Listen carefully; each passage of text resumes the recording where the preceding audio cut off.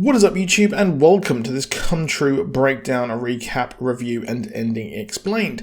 The movie kind of came out of nowhere for me and really did take me by surprise at how very cool the concept was, and well, it did show up off in the latter third heavily, but it still had the spooks in spades. As always, if you enjoyed the video, please do drop a like down below and subscribe with notifications on to never miss a video. We open with a creepy vision that's out of some scary ass Silent Hill or Resident Evil game, which is a weird vision our protagonist Sarah has in her dreams as we see her wake up on a slide. She's had some home trouble and has been kind of avoiding her mother, which is clear as she waits for her to leave before going in, getting coffee and going to school. I don't know about you, but I didn't really drink coffee even when I was 18, but she's sleeping rough and had a bad time in life and uses coffee as a crutch to stay awake. But yes, by now, don't we all? She has the visions again, sleeping on the slide, and I can't help but think the slide is like the least safe place to sleep as she dreams of an island and the weird figure again. These visions get creepier and creepier and hint to a wider shared trauma or something hiding within the dreams of Sarah. Now the next day she learns of a sleep study where she can not only sleep in a safe place, but it also is able to actually get paid for it, which, yeah, that isn't a bad shout. And she goes for the opportunity. We learn she used to sleepwalk and genuinely has trouble sleeping and will be contacted if she manages to get into the study itself, which is a given, and lo and behold, she does. Well, if she didn't, it'd be the movie over. But I love how claustrophobic the film, and it feels so very atmospheric, and there's a reason for that as I'll talk about the actual ending. Usually these low-budget movies kind of look awful, but this, along with The Wrong Turn, a reboot, and a movie which is on the top of my head that was on Amazon Prime as the Blumhouse movies on there, was very, very good. They managed to make more with less. And the isolation Sarah feels is shown in this movie as her interactions with people is incredibly limited. I mean, we see her friend in like 2 scenes and that's it. She heads to the sleep study and she feels further isolated as seemingly all of these people who are in the study know each other and have been doing the study for years. As we know, she has been in a coma for 20 years. These people are all seemingly in the coma as well. I would imagine these people are on a ward all together. I did expect this to be some sort of creepy experiment where they're kind of worked on as they sleep, but full disclosure, I didn't actually watch the trailer before jumping into the movie. I find that the trailers sort of ruin things. I only watch trailers for like MCU or DCEU properties at this point.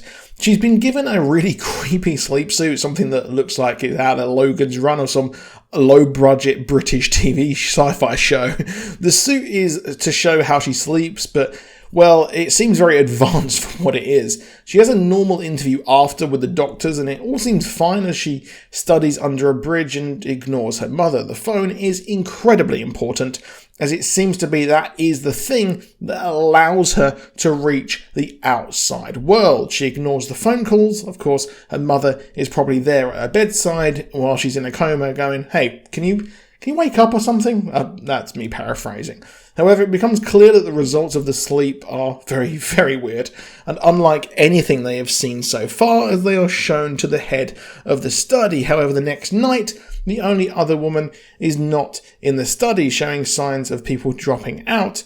She is assured is normal and she dreams of the weird house again. This woman probably has woken up from her coma. We start to realise what's happening as they have somehow obtained images of her dreams and show Sarah Polaroids of the pillars and the weird man, but she doesn't recognise them at all. She has no recollection of her dreams or the reason she's having trouble sleeping and waking up so suddenly. However, the movie does take a very creepy turn, which I didn't like, as one of the people who's behind the study follows her to a bookstore and recommends a book by Philip K. Dick, and later follows her to the cinema, which is really gross, as especially they have sex later. It's just a really weird subplot that was completely unneeded.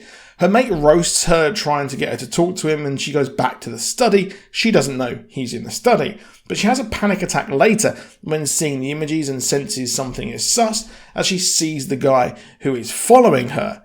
It seems like the doctors are going far too far with the study and get lambasted by the head of the study. And I personally imagine that these are the doctors who are looking over them, and this is her kind of rationalising it in her subconscious. But the results are getting far too interesting to kind of stop looking into it. And I imagine it is them trying to work out a way to actually contact her as she threatens to quit. But in a laundrette, her phone is stolen, which she's told by a woman with a busted eye.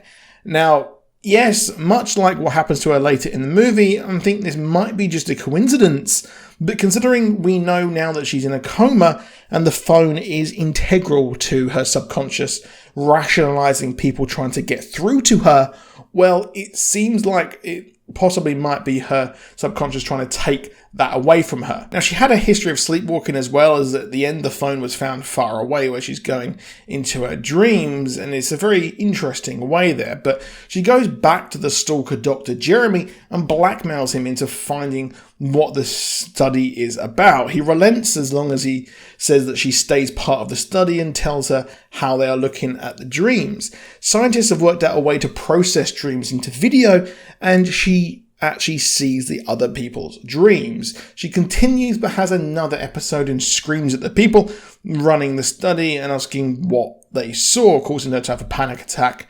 And then she actually runs out as everyone in the dream or the room has the shared experience of the creepy black monster. Now she leaves but runs into a rave as she's chased by Jeremy as the people wake up in a creepy manner. And dreams start to become real as they creep into society, into the real world. It's a very odd scene, and the whole movie is incredibly ambiguous as well. She wakes up in Jeremy's apartment after being grabbed, and it turns out that he was having dreams of her. And whatever that song was when she watched his dreams was just stunning. It really reminded me of Churches. It might be them. I didn't look into that. But he takes her to a diner, and her eye is messed up, and they go back to an apartment, and they have sex, which is really creepy, really unneeded there. But she's taken to the hospital for an MRI as she starts to lose it once more. However, here's where it gets even weirder. She wakes up but is sleepwalking, and eventually he follows her to call the woman as well who is behind the study, and they get the dream viewer and they follow her to a clearing where in her dreams she goes through a door and finds her phone. The weird beings come into our world and take the study scientists.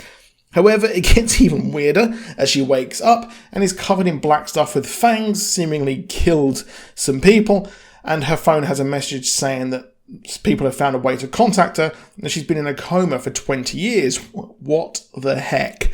So it's possible she has been in a dream this entire time, and the sleep study was a manifestation of what's happening around her as they study her coma. Throughout the movie, her life does seem weird, and it's shot so weird like she's actually in a dream already. The monsters appear, and it seems like that was her mind trying to kill off the personality, or at least half of her personality. The title, The Anima and the Animus, is a concept of split unconscious personalities. Now, the dark monster was seemingly her trying to destroy the personality in a coma that was living this fake life. She's come to terms with herself, and her true self is shown at the end. She's manifested these scientists and her phone as a way to help her out of this world, and her opening the door is her opening up to her subconscious. Of course, it's incredibly ambiguous, and I'd love to hear what you think. I really loved this movie, and while the Jeremy subplot was out of place and it wasn't really needed, the movie as a whole had a really, really good aesthetic and feel to it, and the girl who plays Sarah was just superb. I thought she was great in the role, and I would have liked some more time with the movie. I would have liked maybe a sequel at some point, but you know what, sometimes it's nice to just leave it on a cliffhanger, let everyone work it out, which seems to be the way horror movies are going now. But that is it for this video. Please do drop a like down below, please do subscribe with notifications on. I will be doing a video on the full Easter eggs of the Snyder Cut very soon, so check out that as well when it is in your sub box. And I'll see you soon, and goodbye.